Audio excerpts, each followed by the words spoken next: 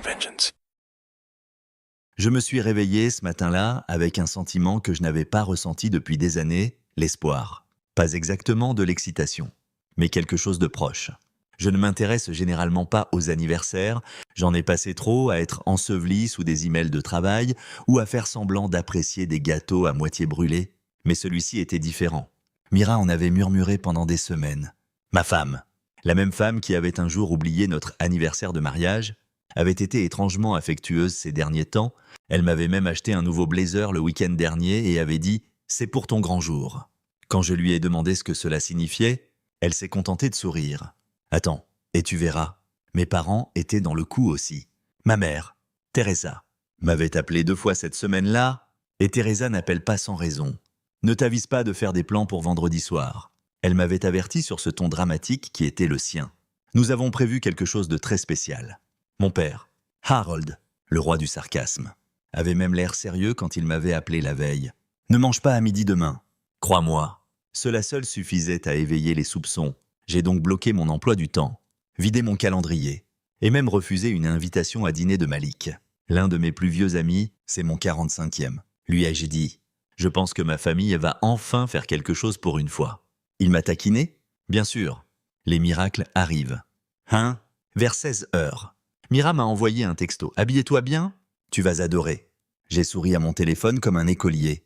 De toute façon, j'avais choisi un bar sur le toit que j'avais toujours aimé, l'Overlook Lounge. Un endroit cosy et élégant avec une vue sur la ville qui vous fait vous sentir plus grand que vos problèmes. Le genre d'endroit où, pendant quelques heures, le monde ralentit.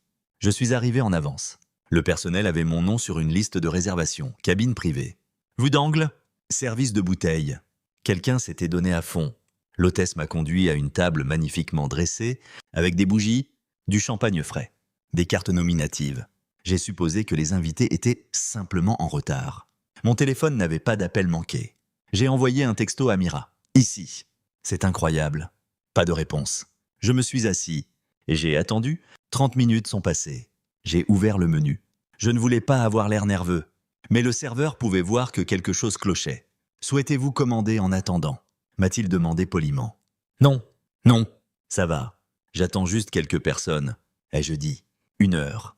J'ai commencé à avoir froid. Même s'il faisait chaud, pas à cause du temps, mais de quelque chose à l'intérieur. Ce genre de froid qui s'insinue dans votre poitrine quand les faits commencent à former une image que vous ne voulez pas voir. J'ai essayé d'appeler Mira directement sur messagerie vocale. J'ai appelé ma mère. Pas de réponse. Mon père. Pareil. Puis mon téléphone a vibré. Nouveau message de Mira. C'était une vidéo, je l'ai ouverte. Pensant peut-être qu'ils étaient en retard et que c'était une introduction drôle. Peut-être qu'ils étaient dans le parking. Peut-être qu'ils entraient, maintenant, avec des ballons et un discours idiot. Non. La vidéo a commencé avec la lumière du soleil se reflétant sur l'eau vénitienne. Des gondoles dérivant. Des rires. Puis Mira est apparue à l'écran, un verre de vin à la main, rayonnante et insouciante. Ma mère était derrière elle, levant un verre. Mon père, étrangement joyeux, a trinqué avec Brent. Mon cousin, Mira a souri directement à la caméra. À Julien, a-t-elle dit. Il se demande probablement où nous sommes. Surprise. Tout le monde a éclaté de rire. Il ne sera pas blessé par ça, a ajouté Mira en rejetant ses cheveux comme dans une publicité. Il ira bien. Il va toujours bien. La caméra a balayé sur un toast collectif, à la vôtre, des tintements, des sourires larges. Puis la vidéo s'est terminée, je suis resté assis là en silence complet. Le bourdonnement des conversations voisines ressemblait soudain à de la statique. Le tintement des verres des autres comme des sirènes, ce n'était pas seulement qu'ils étaient partis, c'était qu'ils l'avaient planifié de disparaître, planifié de rire. Pour mon anniversaire, ils n'avaient pas oublié. Non, c'était intentionnel. J'ai regardé la table à nouveau, à quel point j'ai dû avoir l'air stupide aux yeux du personnel. Aux yeux de quiconque me voyant habillé de ce nouveau blazer, pensant que j'étais l'invité d'honneur. J'ai pris une profonde inspiration et me suis dit de ne pas réagir. Pas ici. Pas maintenant. Le serveur est revenu. Dois-je ouvrir le champagne? Monsieur. Je l'ai fixé une seconde de trop. Puis j'ai hoché la tête. Oui, ouvrez-le. S'ils voulaient me laisser seul pour mon anniversaire, tant pis. Mais je ne leur donnerai pas la satisfaction de m'effondrer en public. Je finirai le verre. Je resterai assis à cette table et je noterai mentalement chaque détail. Parce que ça, ce n'était pas juste une surprise, c'était un avertissement. Ils pensaient que je ne serais pas blessé. Ils avaient tort. Mais ce qu'ils avaient vraiment mal jugé, c'était ça. Je n'allais pas les poursuivre. Je n'allais pas supplier pour des réponses. Je n'allais pas crier, pleurer ou exiger une explication. Au lieu de ça, j'allais me souvenir de ce que ce moment m'avait fait ressentir. Le poids du verre dans ma main, la piqûre de la trahison dans ma poitrine, le silence de mon téléphone. J'allais me souvenir de cette table, de cette vue et de cette nuit pour le reste de ma vie. Parce que si c'était leur surprise, ils n'avaient pas encore vu la mienne. Pendant un moment, je suis juste resté assis là, engourdi. Le champagne était ouvert maintenant. Il avait un goût amer, pas à cause des raisins ou des bulles, mais à cause de la douleur dans ma poitrine qui ne voulait pas partir. J'ai fixé le verre comme s'il contenait des réponses. Depuis combien de temps planifiait-il ça? Combien de fois avais-je payé le dîner pendant qu'il s'asseyait autour d'une table à rire de la surprise? Je continuais à surveiller la porte du toit, m'attendant à moitié à ce que Mira entre en trombe et dise « je plaisante ». Mais plus j'attendais, plus je me sentais idiot. Un serveur s'est approché à nouveau, cette fois avec une sorte de pitié discrète dans les yeux. « Monsieur » a-t-il dit doucement, « voulez-vous annuler le reste de la réservation? Nous pourrions rembourser ?»« Non » ai-je dit rapidement, le coupante. « Laissez. Je célèbre toujours. Je ne croyais même pas à ces mots quand je les ai prononcés, mais je les ai dit quand même. Peut-être parce que dire autre chose aurait ressemblé à une reddition. J'ai versé un autre verre. Mon téléphone était toujours silencieux. Pas de nouveaux textos, pas de messages de suivi. Juste la vidéo, encore là, attendant d'être relue comme une gifle au visage. J'aurais pu partir, rentrer chez moi, me recroqueviller sous une couverture avec un mal de tête et la douce lueur de la trahison. Mais je ne l'ai pas fait. Au lieu de ça, j'ai pris une photo de moi, souriant avec l'horizon en fond. J'ai même levé mon verre, un sourire forcé. Bien sûr, mais j'ai porté des masques pires dans ma vie. Je l'ai posté sur ma story avec la légende « Ça vaut toujours la peine de célébrer ». Je ne sais même pas pourquoi je l'ai fait, peut-être pour me convaincre, peut-être pour envoyer un message, peut-être les deux. J'ai pris une autre gorgée. Le temps passait comme du sirop. À un moment, j'ai arrêté de regarder ma montre. J'ai dit au serveur d'apporter de la nourriture. Même si je n'avais pas faim, je ne voulais pas avoir l'air pathétique. Assis là avec rien d'autre qu'une bouteille à moitié vide et un cœur brisé. C'est alors que j'ai entendu une voix familière. « Julian, qu'est-ce que c'est que ça? Mec, tu es ici tout seul. » J'ai levé les yeux. Malik. De toutes les personnes qui pouvaient entrer dans ce bar, c'était Malik Johnson, colocataire d'université, témoin de mariage une fois. Le genre d'ami que vous ne voyez pas pendant des mois, mais avec qui vous reprenez immédiatement là où vous en étiez. Il se tenait là dans une chemise vert foncé et un jean, les yeux écarquillés. Tenant un sac cadeau dans une main et virait son téléphone dans l'autre. « J'ai vu ta story », a-t-il dit en s'asseyant en face de moi. Je pensais que c'était une blague. Ce n'en est pas une, ai-je marmonné en essayant de sourire. Apparemment, la blague était sur moi. Il n'a pas ri. Au lieu de ça, il a regardé autour de lui, a pris en compte la table chic, les desserts non ouverts, les sièges supplémentaires. « Alors où est Mira? Tes parents? À Venise ?» ai-je dit platement. Ses sourcils se sont levés. « Quoi ?» Je lui ai tendu mon téléphone.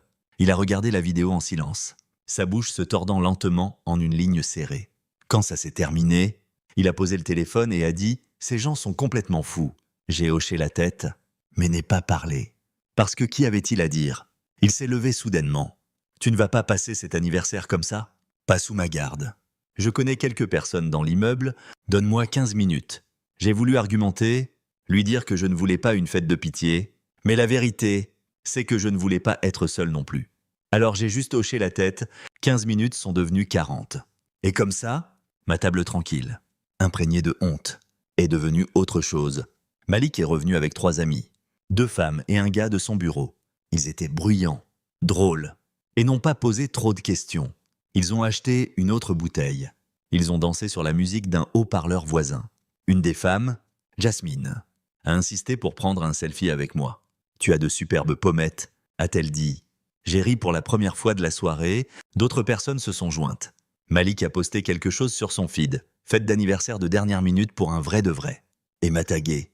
Bientôt, quelques amis du travail sont passés. Je ne sais pas comment ça s'est passé, mais la table s'est remplie. Les gens ont commandé des entrées. Quelqu'un a commandé un gâteau, un inconnu m'a tendu un cigare et a dit « On dirait que tu en as besoin ». Et bizarrement, c'était vrai. J'ai commencé à me détendre. La musique semblait plus chaude. La nourriture avait à nouveau du goût. J'ai raconté des histoires de l'université.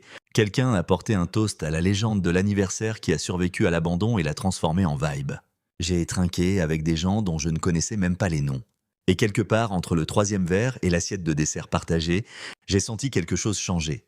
Le chagrin n'a pas disparu. Mais il a cessé d'être un mur. Il est devenu une pièce où je pouvais me tenir sans suffoquer. Je n'ai pas vérifié mon téléphone pendant des heures. Quand je l'ai enfin fait, j'ai dû défiler à travers les appels manqués. Au début, il y en avait 1 ou 2 de Mira, puis 10, puis 15, puis une avalanche d'appels de ma mère, puis Brent, même Harold, vers minuit. Le total était de 74 appels manqués. J'ai activé le mode avion et remis le téléphone dans ma veste. L'ironie de tout ça. La seule nuit où je n'attendais pas près du téléphone était celle où il n'arrêtait pas de sonner. Mais je n'ai pas répondu. Pas cette nuit-là, peut-être jamais.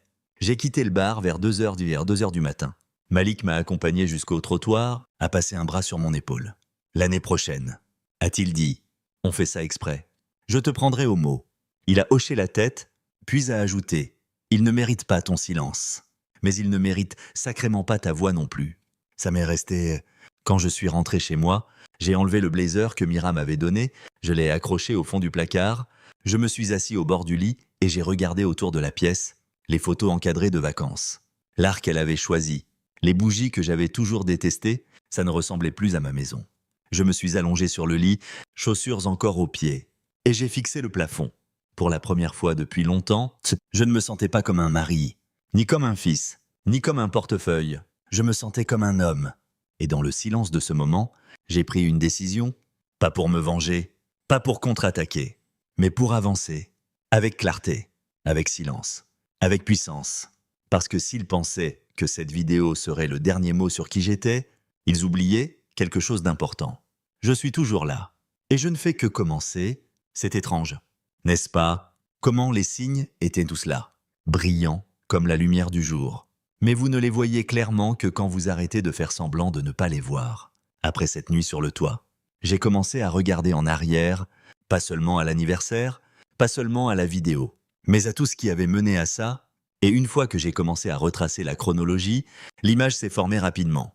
J'avais vécu dans une maison pleine de murmures, mais je m'étais convaincu qu'il n'était que du vent. Ça avait commencé des mois plus tôt, vraiment. Le silence quand j'entrais dans une pièce, la fermeture soudaine des ordinateurs portables. La luminosité de l'écran baissée, les rires rapides et forcés chaque fois que je demandais « Qu'est-ce qui est si drôle ?» Mira avait toujours une raison. Juste un mème, disait-elle. Un chat de groupe stupide. Je la croyais. Ou peut-être que je n'avais pas envie d'argumenter. C'est ça, l'amour. Vous vous dites sans cesse qu'il n'y a rien derrière le rideau parce que l'alternative fait trop mal. Mais maintenant, je vois tout. Les dîners du dimanche étaient devenus inconfortables. Pas pour une raison évidente. Mais parce que l'énergie avait changé, ma mère, Teresa, me fixait avec ce sourire étrange, comme si elle était dans le secret d'une blague. Un sourire suffisant, complice, qui persistait même quand j'essayais de changer de sujet. Elle disait des choses comme « Tu nous remercieras bientôt » ou « Fais-moi confiance, cette année va te surprendre ». Je pensais peut-être qu'ils étaient juste excités pour le plan d'anniversaire. Peut-être qu'ils mijotaient quelque chose de doux. Je ne réalisais pas qu'ils affûtaient des couteaux et les emballaient dans des rubans. Même Brent, mon cousin qui ne se souciait de personne d'autre que lui-même, avait commencé à agir comme s'il savait quelque chose que j'ignorais. Prépare-toi à avoir l'esprit soufflé. Il m'avait dit un jour, en passant chez moi pour récupérer un chargeur que Mira avait emprunté. J'avais ri à l'époque, pensant peut-être que c'était une surprise de voyage familial ou quelque chose d'inoffensif. Il m'avait fait un clin d'œil en sortant, ce n'était pas un clin d'œil de gentillesse. C'était un clin d'œil de quelqu'un qui avait vu la trappe être construite et qui avait hâte de me voir tomber dedans. Tristan, le frère de Mira, était un autre. Il avait commencé à manquer le travail plus souvent. Quand je lui ai demandé si tout allait bien, il l'a balayé d'un revers de main avec son charme paresseux, juste en profitant un peu de la vie. Avait-il dit « Tu devrais essayer aussi ?» Plus tard, j'ai découvert qu'il manquait le travail pour aider Mira à finaliser les réservations de voyage. Payé, bien sûr. Avec mon argent. J'aurais dû le savoir. Mira avait arrêté de me poser des questions sur les finances des mois auparavant. Pas parce qu'elle s'en fichait, mais parce qu'elle connaissait déjà les réponses. Elle avait les mots de passe. Elle avait les cartes. Elle avait la liberté. En y repensant, même notre chambre avait changé. Elle avait l'habitude de se blottir contre moi et de fredonner de petites chansons avant de s'endormir.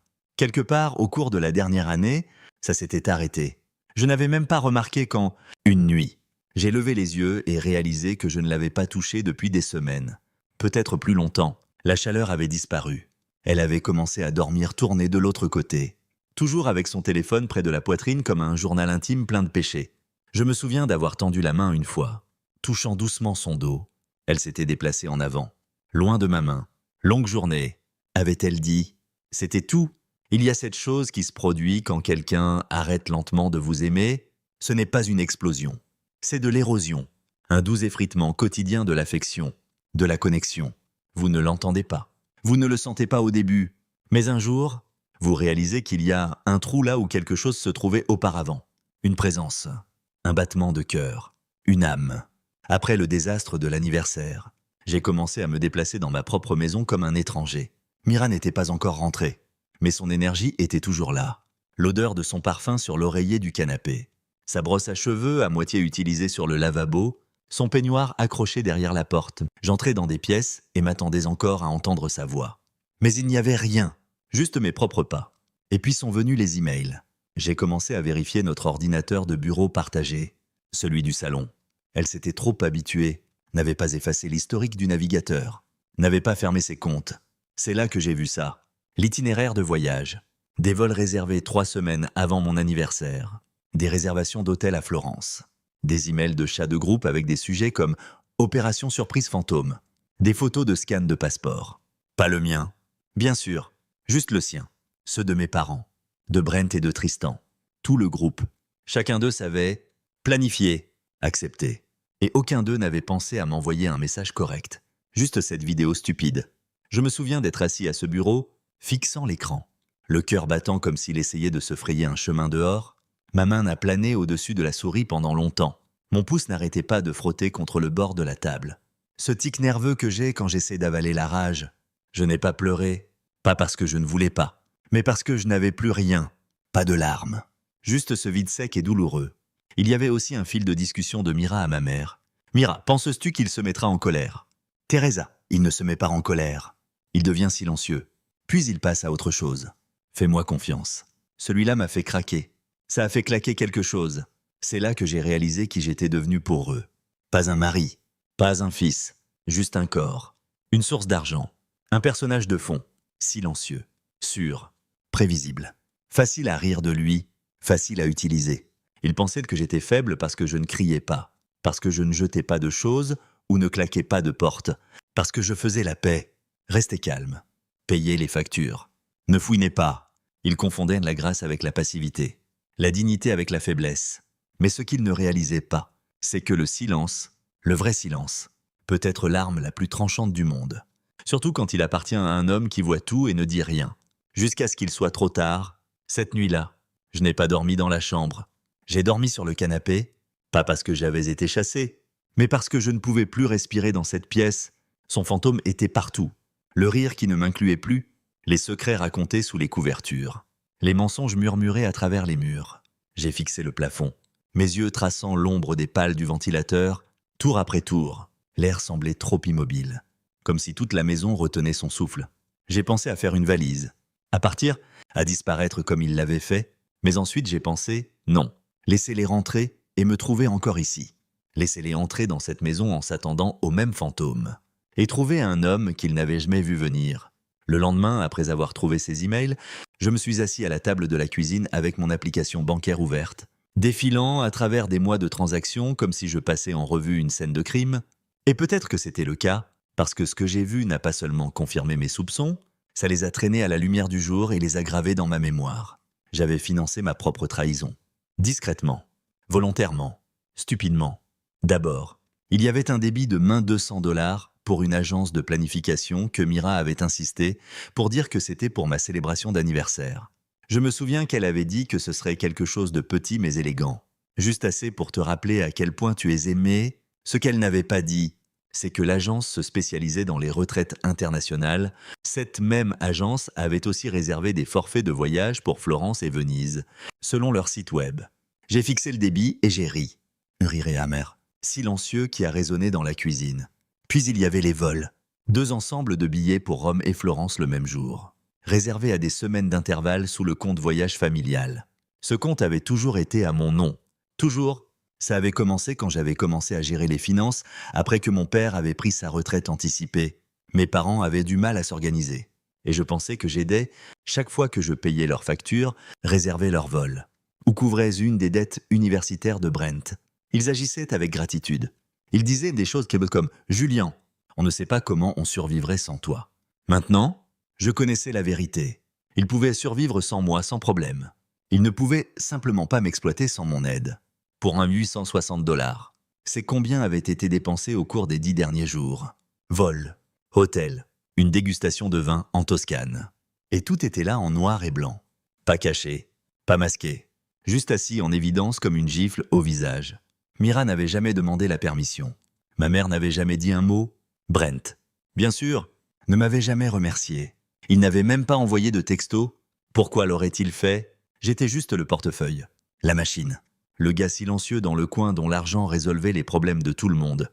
Cette nuit-là, je suis entré dans notre chambre et j'ai fixé la coiffeuse de Mira. Dessus était posé un collier que je lui avais acheté pour notre anniversaire.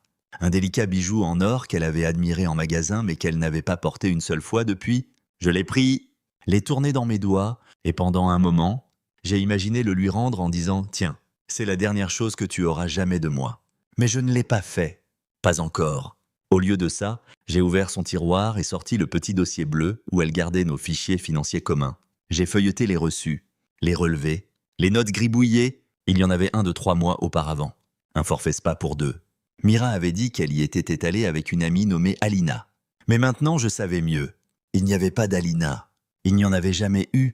Tout comme il n'y avait pas de planificateur mystère ou de fête secrète.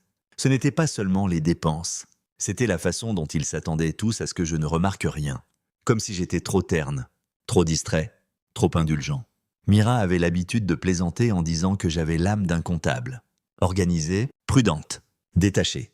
Ce qu'elle ne savait pas, c'est que les comptables n'oublient pas, ils se souviennent de chaque centime, chaque ligne, chaque trahison déguisée en faveur.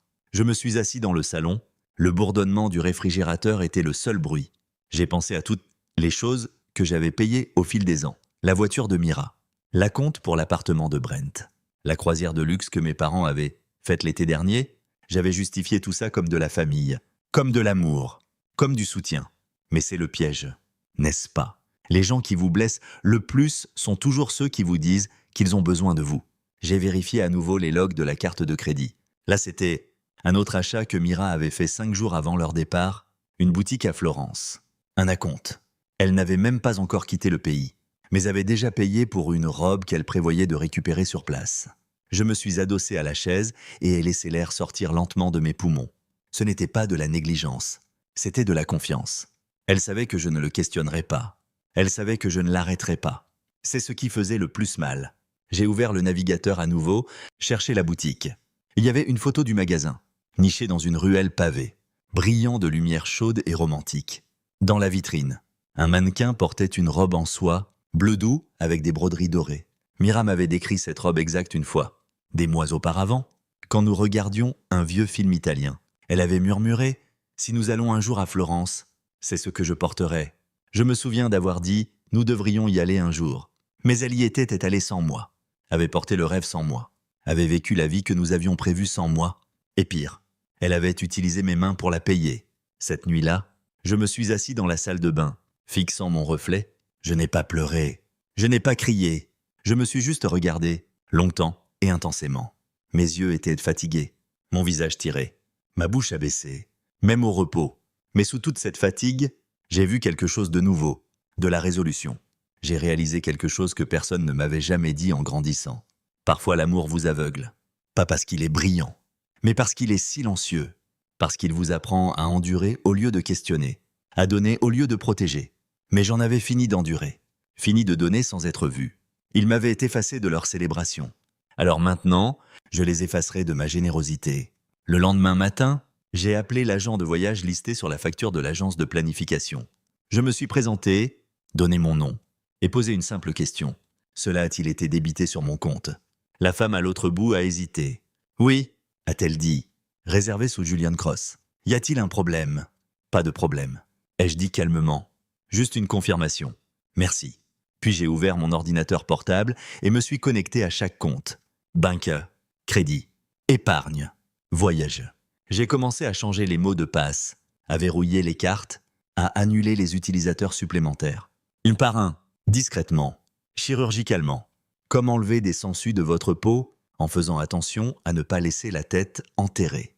J'ai ouvert un tableur et fait une liste. Chaque dépense, chaque nom, chaque trahison. Et puis, en dessous, j'ai écrit une dernière ligne. Plus jamais. Ils avaient oublié de me remercier parce qu'ils n'avaient jamais pensé qu'ils en auraient besoin. Maintenant, ils étaient sur le point de se souvenir pourquoi ils auraient dû, après avoir verrouillé tous les comptes et changé chaque mot de passe. Je n'ai pas dit un mot, pas à Mira, pas à mes parents, pas même à Brent. Le silence est devenu mon bouclier. Et étrangement, ça ressemblait à la première fois où j'étais vraiment en contrôle. Quand vous êtes le silencieux dans un groupe, les gens pensent que vous êtes faible. Ils confondent l'immobilité avec la reddition. Mais ce qu'ils oublient, c'est que le silence écoute. Et j'avais écouté pendant longtemps. Ce matin-là, j'ai fait du café noir et me suis tenu près de la fenêtre, regardant les lumières changer sur les bâtiments. La maison était immobile. Mira n'était pas encore rentrée. Mais je savais qu'ils étaient de retour dans le pays. Ma boîte de réception avait explosé. Appels manqués, messages vocaux, textos, même quelques emails titrés comme « Nous devrions parler ». Ou clarifions ça? Je n'en ai ouvert aucun. Je n'avais pas besoin, quoi qu'ils aient à dire. J'avais déjà entendu la vérité dans leur rire. J'ai posté une photo à la place, quelque chose de simple. Moi sur le balcon, portant une chemise noire propre, tenant un verre de scotch. L'horizon de la ville en fond. La légende disait, toujours en train de célébrer. Merci au vrai, je n'ai tagué personne. Je n'ai rien expliqué. Mais en 10 minutes, les appels ont doublé. Mira, ma mère, Brent, même Harold, qui ne m'avait pas appelé de lui-même depuis des années. Soudain, tout le monde voulait parler. Ils étaient tous inquiets. Pas parce que j'étais blessé, mais parce que je ne réagissais pas comme ils s'y attendaient. Ils se préparaient à une crise, un effondrement, une supplication dramatique pour être inclus à nouveau, mais je leur ai donné le silence à la place. Et le silence, il s'avère, est terrifiant quand il vient de celui que vous pensiez avoir sous contrôle. Mira a laissé 4 messages vocaux ce matin-là. « Hé, peux-tu me rappeler ? Tout ça est exagéré. C'était censé être une blague. Tu sais, comme une surprise drôle. Je ne pensais pas que tu le prendrais si personnellement. Puis plus tard, Julien. S'il te plaît, tout le monde est bouleversé maintenant. Ma mère dit que tu es dramatique. Appelle-moi juste. Et enfin, tu fais peur aux gens ? Brent dit que tu n'as répondu à personne. Ce n'est pas comme toi. Qu'est-ce que tu fais ? J'ai fixé le téléphone longtemps après celui-là. Qu'est-ce que je fais ? Je réfléchis, j'observe. Je vous donne le silence que vous pensiez vouloir, jusqu'à ce que vous réalisiez que ça signifiait que vous n'étiez plus en contrôle. Teresa, ma mère, a envoyé un texto. Nous essayons juste de secouer les choses. Tu as été si distant dernièrement. Nous pensions qu'un geste audacieux te réveillerait. J'ai lu ça 5 fois. Me réveiller. Vous pensiez que m'effacer, me moquer, rire de mon absence pour mon propre anniversaire. Me réveillerait. J'ai laissé son message non lu. Brent a envoyé une note vocale. Je ne l'ai pas écouté. L'homme qui avait pleuré une fois devant moi pour un bail rompu et que j'avais sorti d'affaires. J'avais cosigné un prêt quand personne d'autre ne l'aurait fait. Maintenant, il voulait expliquer. Il pouvait garder sa voix pour lui. La partie la plus surréaliste de tout ça. C'était à quelle vitesse les rôles s'inversaient. J'avais l'habitude de poursuivre leur approbation. D'essayer d'être le fiable, le fils stable, le mari serviable. Maintenant, avec un poste silencieux et aucune réponse, je les avais tous ébranlés. J'ai marché dans la maison ce jour-là et réalisé à quel point tout semblait différent dans le silence. La table de la salle à manger où nous avions partagé des dîners semblait soudain trop polie, trop mise en scène. Le canapé où nous nous enlacions pendant les films semblait froid, trop net. Les photos du couloir, souriresses de vacances, portraits posés, semblaient fictifs. C'est incroyable à quelle vitesse l'amour peut pourrir quand vous voyez enfin la moisissure sous la peinture. Je me suis assis au bureau et ai commencé à organiser tout.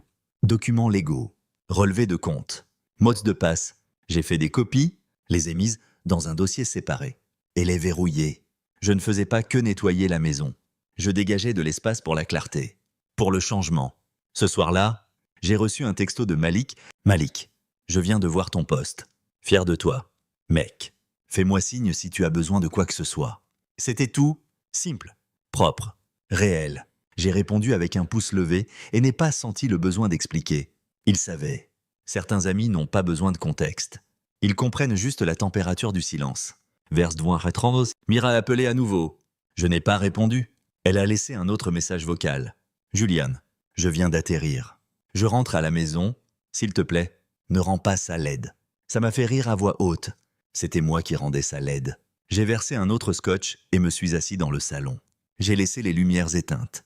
Je voulais m'asseoir dans le silence, entendre le pouls de la maison comme avant que les mensonges commencent à s'empiler comme de la poussière, avant que l'amour se transforme en obligation, avant que la confiance devienne dette, je pouvais entendre mon battement de cœur dans mes oreilles, et pour une fois, il ne battait pas la chamade. J'étais calme. Cette nuit-là, j'ai rédigé un document décrivant chaque compte financier que je prévoyais de restructurer. Le nom de Mira serait retiré. Les paiements automatiques, pour quoi que ce soit avec son nom ou celui de sa famille, s'arrêteraient. Les cartes de crédit, disparues. Le compte chèque joint, fermé. L'accès au compte d'investissement, refusé. Ce n'était pas de la vengeance, c'était du respect. Je ne les punissais pas, je corrigeais simplement une erreur. Une que j'avais laissée s'infecter trop longtemps, si... First minute, j'avais une liste de tout ce que je contrôlais et de tout ce que je couperais. Je l'ai intitulé « Réinitialisation ». Et ce mot semblait puissant. Ils pensaient que le silence était de la reddition. Mais ils oubliaient ce qu'est vraiment le silence. De la préparation. La chose à propos d'être sous-estimé si longtemps, c'est que finalement, les gens oublient de quoi vous êtes vraiment capable. Ils commencent à vous traiter comme un bruit de fond, un accessoire dans leur histoire. Un homme qui hoche la tête, paille et reste silencieux. Mais ils oublient toujours que les plus dangereux sont les silencieux. Et j'avais été silencieux trop longtemps, ce que Mira n'avait jamais réalisé, ce qu'aucun d'eux ne savait vraiment. C'est que j'avais cessé d'être juste le mari des années auparavant. Je n'étais pas juste l'homme qui réparait le broyeur d'ordures ou remboursait les prêts d'urgence de Brent. J'étais l'actionnaire majoritaire dans l'entreprise où travaillait le frère de Mira, Tristan, celle dont il se vantait constamment aux dîners familiaux. On construit quelque chose de grand, disait-il. L'entreprise grandit vite. Oui, elle grandissait. Et j'en étais la raison. 3 ans auparavant, j'avais investi discrètement, acheté des actions via une firme privée. Je l'avais gardé, regardé grandir. Puis l'année dernière, quand un des cofondateurs était parti, j'étais intervenu. Discrètement encore, prise une plus grande part. En janvier, j'avais été voté discrètement comme directeur exécutif. Tristan n'avait jamais fait le lien. Il pensait que j'étais juste un investisseur doux que son patron aimait. Il ne savait jamais que j'étais celui qui signait ses approbations de bonus, ses congés, ses promotions. Imaginez donc mon expression quand j'ai reçu une alerte RH interne. Tristan Grady, congé non autorisé. 7 jours consécutifs sans approbation préalable. J'ai cliqué sur le rapport, bien sûr. Il avait dit à RH qu'il prenait un court congé médical, mais les photos qu'il avait postées sur son compte public disaient autrement. Sirotant des cocktails à Florence. Selfies torse nu sur des bateaux. Hashtag comme Living My Best Life et Family First Trip. Le culot. Il n'avait même pas essayé de le cacher. Pensait probablement que personne ne remarquerait. J'aurais pu le signaler immédiatement. J'aurais pu l'envoyer directement au comité disciplinaire.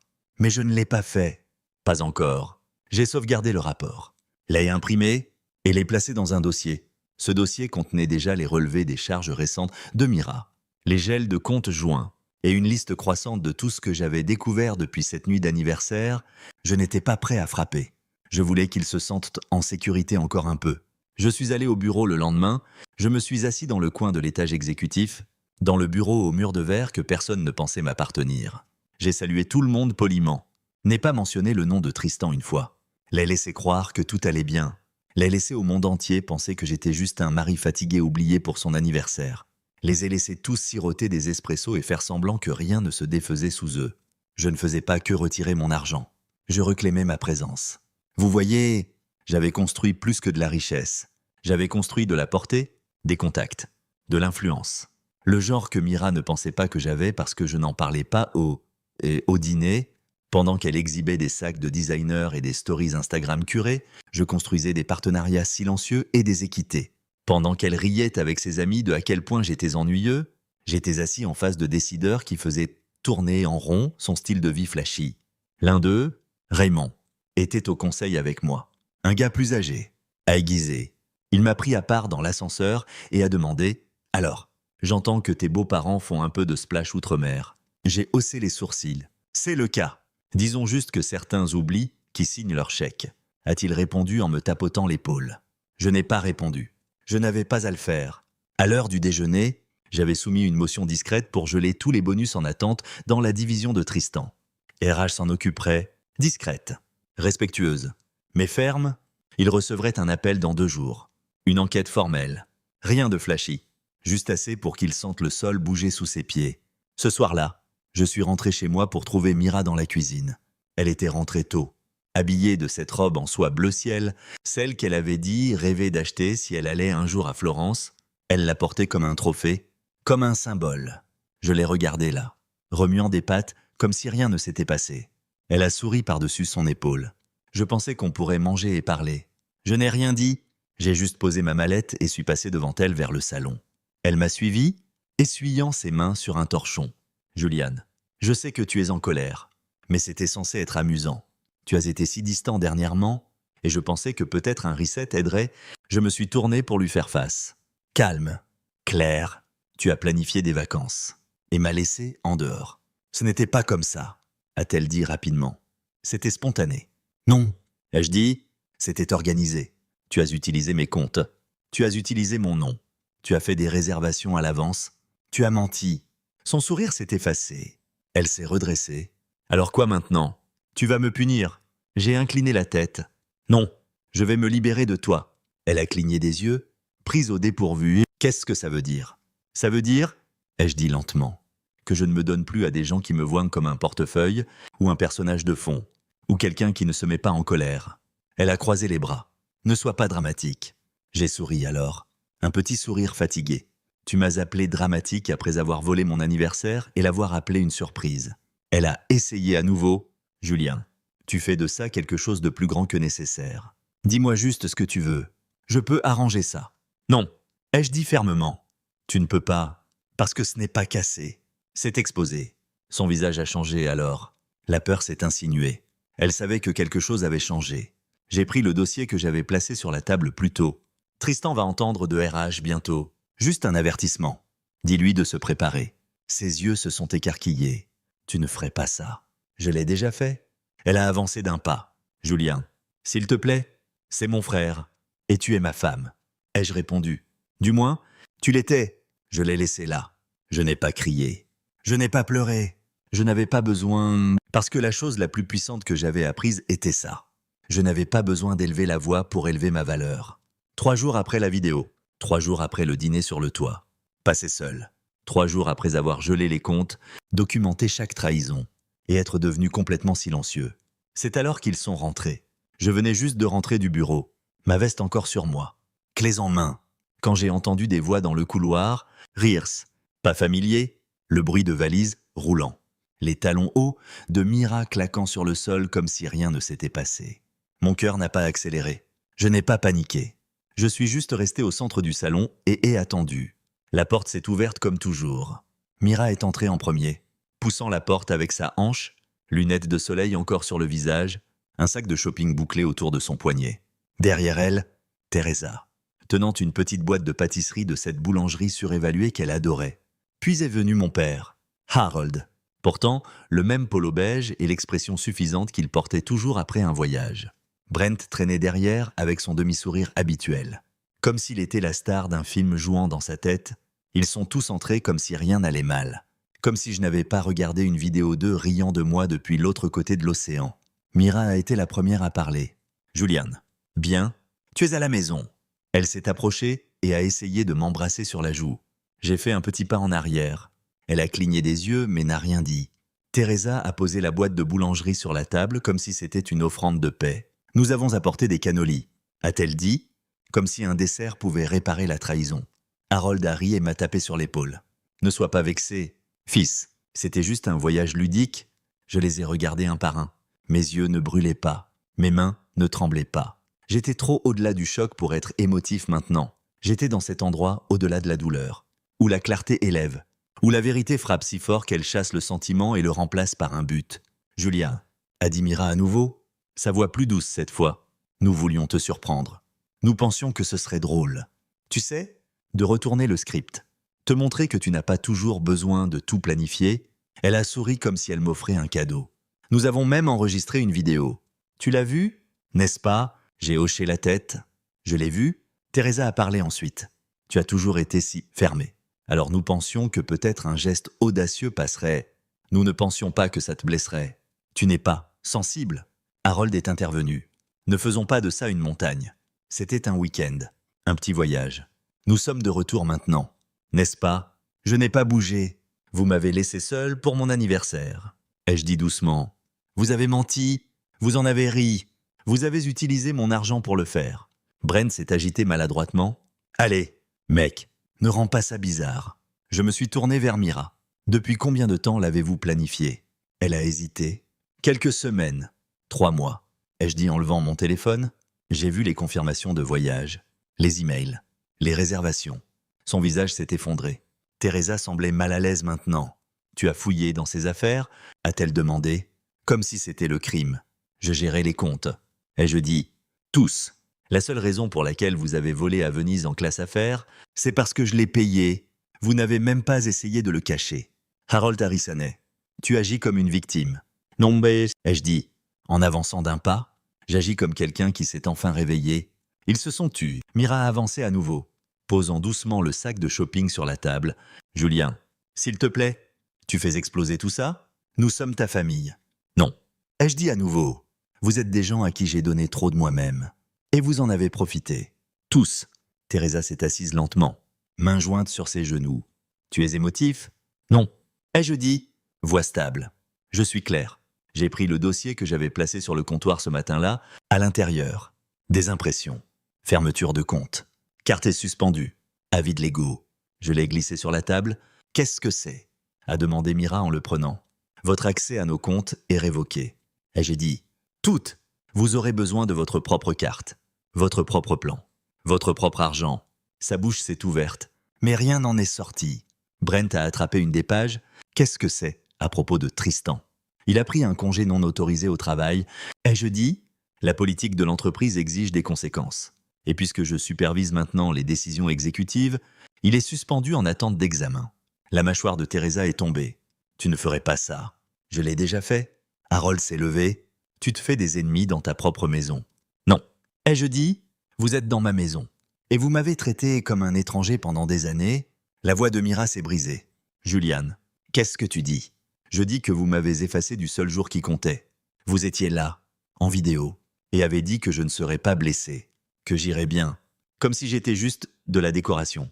De fond, un idiot qui finance vos vacances, et ne pose pas de questions. Elle a essayé d'interrompre. Mais j'ai continué. Je ne demande pas d'excuses, je ne demande pas d'explications. Je ne veux pas entendre pourquoi c'était une blague, ou comment je suis trop silencieux. Ce n'est pas à propos d'être dramatique, c'est à propos d'être fini. Le silence qui a suivi était lourd. Personne n'a tendu la main pour les cannolis. Mira a regardé le dossier. Puis moi, tu ne peux pas juste me couper. Je peux, ai-je dit. Et je l'ai fait. Elle a avancé.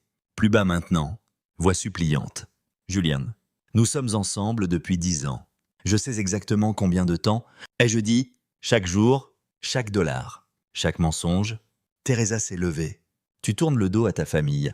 Non, ai-je dit doucement. Vous avez tourné le dos en premier, et maintenant vous êtes choqué que je ne fasse pas semblant d'aller bien. J'ai fait un pas de côté, pointant la porte. Prenez vos sacs. Prenez votre boîte de boulangerie. Rentrez chez vous. Les yeux de Mira se sont remplis. C'est notre maison. Ça l'était. Maintenant, c'est juste l'endroit où je me suis enfin réveillé. Ils sont restés là 1 minute de plus. Puis Mira a lentement pris son sac à main. Brent a attrapé la valise. Teresa n'a rien dit. Harold a marmonné quelque chose sous son souffle que je n'ai pas voulu entendre. Et puis, un par un, ils sont sortis. Je n'ai pas claqué la porte derrière eux. Je n'ai pas crié. Je n'ai pas pleuré. J'ai juste verrouillé la porte. Et enfin, j'ai expiré. Plus tard cette nuit-là, après, le silence dans la maison était fort, mais pas vide. Il semblait gagner. Le genre de silence qui suit quand vous avez enfin arrêté de vous expliquer à des gens qui n'ont jamais vraiment écouté. Je ne me sentais pas fier, je ne me sentais pas triste. Je me sentais éveillé. Pour la première fois depuis des années, je sentais que j'avais reclaimé quelque chose que je n'avais même pas réalisé avoir perdu. Ma voix. Je suis allé au salon et me suis assis au bureau à nouveau. Mon ordinateur portable était encore ouvert. Celui de Mira aussi. Elle n'avait jamais déconnecté de l'ordinateur partagé. Je n'avais pas prévu de creuser plus profond. Mais la curiosité s'est insinuée. On murmurait. Vraiment. Cette voix intérieure silencieuse demandant « Qu'est-ce qu'ils ont dit d'autre quand ils pensaient que tu ne découvrirais jamais ?» J'ai cliqué lentement dans la boîte de réception. Rien de surprenant au début. Promotion de magasin. Confirmation de voyage. Un mème forwardé de son amie Lydia. Puis je l'ai vu. Un vieux fil d'email avec le sujet « Opération surprise fantôme ». J'avais vu ce titre avant mais n'avais pas ouvert chaque message de la chaîne. Cette fois, je l'ai fait. Et voilà. Un message de Brent à Mira. Brent, je n'arrive toujours pas à croire qu'il n'ait pas capté. Genre, à quel point faut-il être dense pour ne pas remarquer que ta femme planifie un voyage d'anniversaire avec tout le monde sauf toi. LOL. Je l'ai lu 2 fois, puis continué à défiler. Mira, Julien ne fait pas attention à ce genre de truc. Il est trop doux. Honnêtement, il dira probablement merci quand il verra la vidéo. C'est le genre de gars qu'il est. Brent encore. Parfait idiot. Mira, exactement. Sol et moi, on dit ça tout le temps. Il pense vraiment qu'on fait quelque chose pour lui. LMAO. Saoul. J'ai fixé l'écran. Le curseur clignotante comme un battement de cœur. Qui diable est Sol? Ça n'a pas pris longtemps pour le découvrir. Quelques clics de plus et j'ai trouvé une série d'emails entre Mira et quelqu'un nommé Sol Glassman. Ils utilisaient une chaîne d'emails séparée. La plupart étaient inoffensifs au début. Blagues, articles, liens vidéo. Puis venaient les pièces jointes. Photos, captures d'écran. Mira en Italie. Mira sur un balcon que je ne reconnaissais pas. Mira, tenant un verre de vin. Se penchant près d'un homme que je n'avais jamais vu, il y avait une photo où ils étaient tous deux en peignoir, dans une chambre d'hôtel. L'heureux datage. La nuit de mon anniversaire. Je n'ai pas cligné des yeux. Je n'ai même pas détourné le regard. J'ai continué à lire. Sol, il ne sait toujours pas. Bon sang, c'est dingue. Mira, il n'a aucune idée. Julien est le type qui remarquerait un incendie seulement après qu'il ait brûlé la maison. Saul, chance pour nous. Mira, malchance pour lui. Je me suis adossé à la chaise. Chaque centimètre de moi immobile. Ce n'était pas juste de la trahison. Ce n'était pas juste de l'infidélité. C'était de l'amusement. De la moquerie. Il pensait être malin. Il pensait que j'étais un idiot, perdu dans des tableurs et des courses d'épicerie. Ils étaient aussi confiants dans leur petit jeu qu'ils avaient laissé les pièces en évidence. J'ai ouvert un autre onglet et envoyé un message à mon avocate, Adrienne. Elle et moi avions travaillé ensemble pendant des années via mon entreprise. Fiable, efficace. Elle avait géré des contrats majeurs et des disputes sans ciller. Je ne lui ai pas tout dit, juste envoyé un message. Préparez s'il vous plaît une stratégie complète de séparation, personnelle et financière. J'aurai besoin d'une consultation d'ici la fin de la semaine. J'ai fermé l'ordinateur portable après ça. Je n'avais pas besoin d'en lire plus. J'avais vu assez. Chaque confirmation dont je n'avais même pas réalisé avoir besoin était maintenant une flamme, brûlant silencieusement l'ancienne version de ma vie. Mais je ne ressentais pas de rage. C'est ce qui m'a surpris.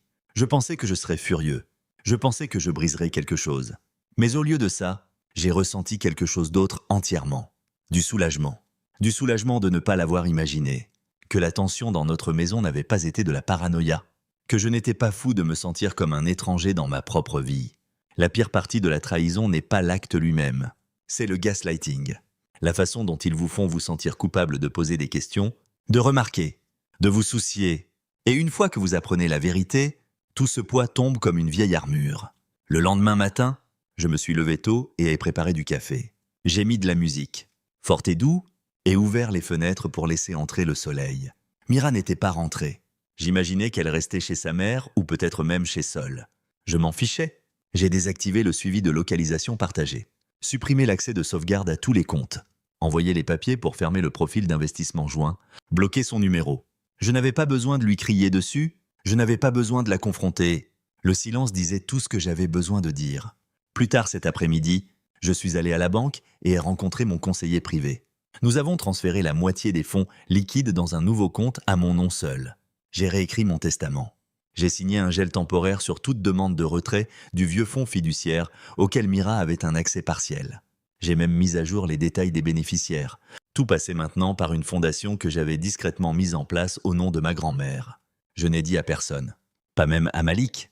À l'heure du soir, j'étais assis sur mon balcon à nouveau. Verre d'eau cette fois. La ville brillait, calme. Et pour la première fois depuis des semaines, je n'étais pas anxieux. Je n'attendais pas que le téléphone sonne ou que la porte s'ouvre.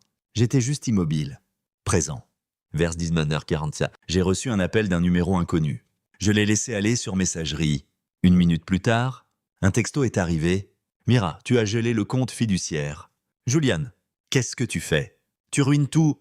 J'ai fixé l'écran et souri pour moi-même. Pas un grand sourire. Juste assez. J'ai tapé une réponse. Fait une pause.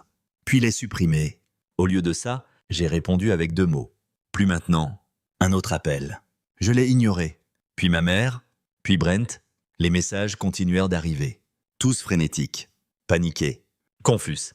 Teresa. Pourquoi ma carte de crédit a-t-elle été refusée? Brent. Appelle-moi maintenant. Sérieusement. Mira, j'ai besoin de te parler. S'il te plaît. Tu vas trop loin. Ils ne s'attendaient pas à ce que je découvre. Ils ne s'attendaient pas à ce que je riposte. Et ils ne s'attendaient définitivement pas à ce que je le fasse sans élever la voix. Mais ils auraient dû savoir. Je n'ai jamais été l'idiot. J'étais juste patient. Et maintenant, ils étaient sur le point d'apprendre ce que devient la patience quand elle s'épuise enfin. C'était un vendredi matin quand Mira a finalement débarqué à mon bureau. Je m'y attendais. Honnêtement, je pensais qu'elle viendrait plus tôt, mais je n'étais pas surpris que ça lui ait pris si longtemps. Mira avait toujours été audacieuse quand elle se sentait puissante, mais hésitante quand la marée tournait. Je venais de sortir d'une réunion sur un investissement immobilier avec Malik quand mon assistante m'a bipé. « Monsieur, il y a quelqu'un ici pour vous voir. » Je n'ai pas demandé qui. Je savais déjà. « Laissez-la entrer. » ai-je dit, en me levant et en boutonnant ma veste lentement. Je voulais être pleinement composé, non parce que j'avais besoin de l'impressionner, mais parce que je refusais de lui donner ne serait-ce qu'un scintillement de l'homme qu'elle pensait pouvoir contrôler. Quand elle est entrée, elle ne ressemblait en rien à la version d'elle que j'avais vue en Italie. Pas de manteau de designer, pas de boucles fraîches, juste des yeux fatigués, cheveux tirés en arrière trop serrés, un chemisier bon marché qu'elle avait probablement enfilé à la hâte, mais ce qui ressortait le plus, c'était la panique sur son visage. Panique cachée sous un mince sourire. « Julian, a-t-elle soufflé, en fermant la porte derrière elle, pouvons-nous parler ?» J'ai fait un geste vers la chaise en face de mon bureau. « Tu parles. »« Vas-y. » Elle s'est assise lentement. Je ne sais même pas par où commencer. Tout est en train de s'effondrer. Je n'ai pas parlé, je n'ai pas hoché la tête. Je voulais qu'elle sente le poids de ses propres mots sans interruption. Elle a dégluti. Mes comptes ne fonctionnent pas. L'accès au fiduciaire est bloqué. Brent a été expulsé de son appartement hier. La demande de prêt immobilier de ma mère et de mon père a été refusée. Ils ont dit que la garantie jointe avait été retirée. Qu'est-ce qui se passe? Tu décris les conséquences de tes choix, ai-je dit calmement. Elle s'est penchée en avant. Julian, s'il te plaît, je ne voulais pas que les choses aillent si loin. Cette vidéo, elle n'était pas censée te blesser. Nous essayons d'être drôles. Juste léger. J'ai haussé un sourcil.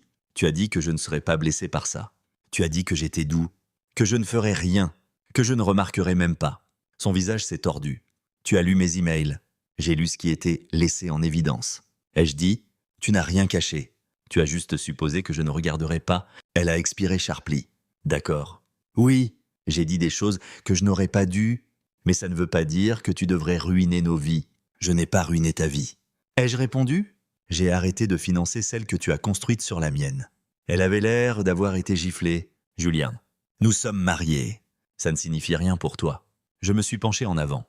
Ça signifiait tout pour moi. Jusqu'au jour où tu as pris un voyage en Italie avec mes parents, ri de moi à la caméra, trompé avec un autre homme, et utilisé mon argent pour tout ça.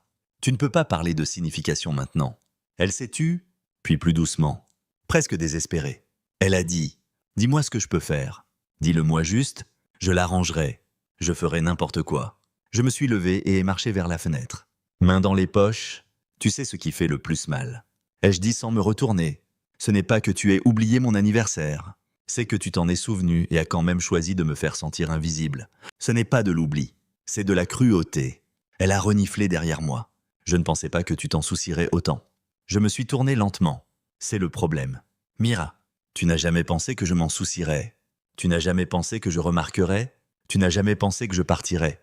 Tu pensais que je continuerais juste à donner, à payer, à pardonner. Sa voix s'est brisée. J'avais tort. J'avais tort surtout. J'ai hoché la tête. Oui, tu avais tort. Le silence s'est installé entre nous à nouveau, épais comme du brouillard. Elle s'est levée maintenant aussi, marchant vers moi avec des yeux vitreux. Je ne veux pas te perdre. Je l'ai fixé longtemps avant de répondre. Tu m'as déjà perdu. Tu ne l'as juste pas réalisé jusqu'à ce que l'argent s'arrête. Elle a regardé le sol. Ses épaules sont tombées. Elle n'avait plus de cartes à jouer. Puis j'ai dit les mots qui l'ont scellé. Je t'ai invité à célébrer le jour le plus important de ma vie. Et tu as répondu depuis Rome. Ça l'a brisée. Elle s'est effondrée dans la chaise. main sur la bouche, sanglotant doucement, pas bruyamment, pas théâtralement, mais comme les gens le font quand ils comprennent enfin que quelque chose est vraiment fini. Je n'ai pas tressailli, je ne l'ai pas consolé. Je suis juste resté immobile et ai regardé l'image finale de la femme que j'avais autrefois aimée s'effacer devant moi. Un coup à la porte nous a interrompus. Mon assistante a jeté un œil. M. Cross, votre midi est là. J'ai hoché la tête. Mira s'est levée lentement. Essuyant ses larmes du revers de la main, Juliane, a-t-elle murmuré. Voix tremblante, s'il te plaît. Une dernière chance. J'ai ouvert la porte et fait un geste vers elle. Tu devrais partir. Elle a hésité, puis est passée devant moi dans le couloir. Avant de partir, elle s'est tournée et m'a regardé une dernière fois. Tu étais si gentille avant. Je le suis toujours. Ai-je dit? C'est pourquoi je ne prolonge pas ça plus longtemps. La porte s'est fermée derrière elle. Cette nuit-là, j'ai posté une dernière photo sur les réseaux sociaux. C'était moi et Malik debout devant la nouvelle propriété que nous lancions. Un bâtiment de bureaux propre et moderne enveloppé de verre et de confiance. La légende disait « La croissance me va bien ». Les likes ont afflué, ainsi que les commentaires, mais rien de ça n'importait. Ce qui importait, c'était le message et à qui il parvenait. Le lendemain matin, la mère de Mira m'a appelé 5 fois. Je n'ai pas répondu. Brent m'a envoyé un long email d'excuses qui se terminait par une demande de prêt.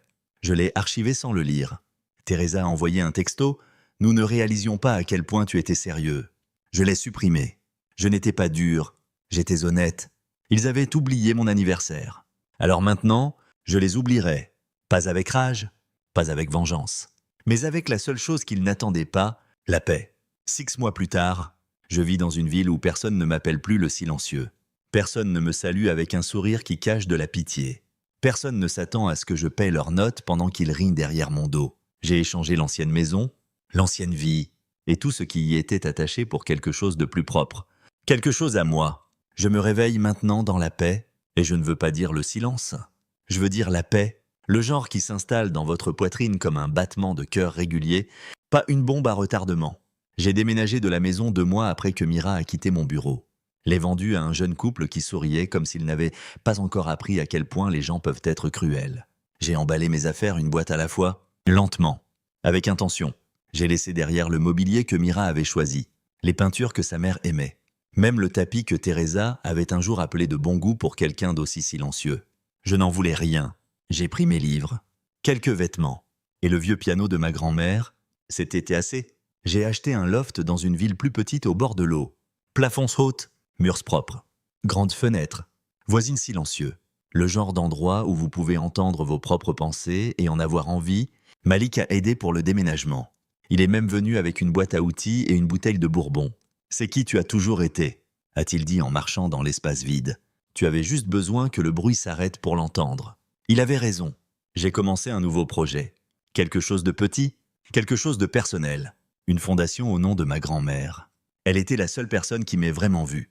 Elle m'avait élevé à temps partiel quand mes parents étaient occupés à se montrer. Elle disait « Julien, certains aiment ce que tu fais, d'autres aiment seulement ce qu'ils peuvent apprendre de toi. Apprends la différence. » Je ne comprenais pas à l'époque. Maintenant, si la fondation fournit des subventions d'affaires à des hommes qui recommencent. Divorcés, déplacés, négligés. Pas parce que je suis amer, mais parce que je sais ce que c'est que de se sentir effacé. D'être dit que tu ne comptes pas jusqu'à ce que ton silence devienne un problème. Nous avons aidé 12 hommes jusqu'à présent. L'un d'eux, un enseignant nommé Desmond, a pleuré quand je lui ai remis un chèque. « Tu ne me connais même pas », a-t-il dit. J'ai souri. « Je sais assez », lui ai-je dit. Je sais ce que c'est que de perdre tout et de réaliser que tu n'as jamais été vu en premier lieu. J'ai construit une vie maintenant où je n'ai pas besoin de permission pour compter. Mon calendrier m'appartient. Mon énergie m'appartient. Mon argent, ma gentillesse, mon temps, tout à moi. Pas à débattre, pas à culpabiliser. Je dîne avec des gens qui écoutent quand je parle. J'entre dans des pièces où je n'ai pas besoin de me rapetisser. Je regarde dans des miroirs qui ne reflètent pas la déception de quelqu'un d'autre. Je vis. De temps en temps, j'entends encore du passé. Teresa envoie des emails avec des sujets comme « Es-tu toujours en colère ?» ou « Nous ne voulions pas te blesser ». Je ne les ai jamais ouverts. Brent m'a texté la semaine dernière. « Entendu que tu allais bien. Fier de toi. » Mec, je n'ai pas répondu. Fier de moi. Après m'avoir appelé un parfait idiot. S'il te plaît. Et Mira. Eh bien, elle a tout essayé. D'abord les emails. puis les notes vocales, puis une lettre livrée à la main que je n'ai jamais ouverte. Elle est même venue à la fondation une fois, espérant une conversation. Mais je ne l'ai pas laissée entrer. Mon assistante l'a rencontrée à la porte et a dit « M. Cross n'est pas disponible aujourd'hui. » Ce qui était vrai. Je n'étais pas disponible. Pas pour elle, plus maintenant. Ce que les gens ne comprennent pas, c'est que la guérison ne semble pas toujours bruyante. Ce n'est pas un grand discours ou une porte claquée. Parfois, c'est juste une marche silencieuse et ne jamais regarder en arrière. C'est ce que j'ai fait. Et c'est pourquoi je gagne. Il y a quelques semaines, j'ai célébré mon anniversaire. Mon 46e, Malik a organisé un barbecue sur le toit de notre nouvelle propriété. Ce n'était pas chic, pas de discours, juste des rires. Des rires vrais, le genre qui ne laisse pas un mauvais goût dans la bouche. Des gens sont venus qui ne voulaient rien de moi. Ils ont apporté de la nourriture, des boissons, des histoires. Un gars a apporté son enfant. Un autre a apporté un gâteau en forme d'énorme gomme. Il a dit, pour l'homme qu'ils ont essayé d'effacer, mais n'ont pas pu. Nous avons ri pendant 10 minutes d'affilée. Cette nuit-là, je suis resté seul un moment, regardant les lumières de la ville. J'ai pensé à l'année dernière, à la vidéo, aux voix, au sourire suffisant. J'ai pensé à la version de moi qui était assis seul à un bar sur le toit, retenant des larmes avec un verre de champagne à la main, et puis j'ai souri. Pas parce que ça ne faisait pas mal, mais parce que j'ai survécu, parce que j'ai reconstruit sans amertume, parce que je me suis souvenu de qui j'étais avant qu'il m'enseigne à en douter. Je suis Julian Cross. Je ne suis pas le fond, je ne suis pas le portefeuille, je ne suis pas l'homme qu'ils ont oublié. Je suis l'homme qu'ils ne pensaient pas pouvoir s'élever, mais je l'ai fait et je continue de m'élever. Chaque jour, chaque choix et chaque souffle que je prends sans demander permission, c'est ma vie maintenant. Pas parfaite, pas polie, mais réelle. Et plus que tout, enfin mienne.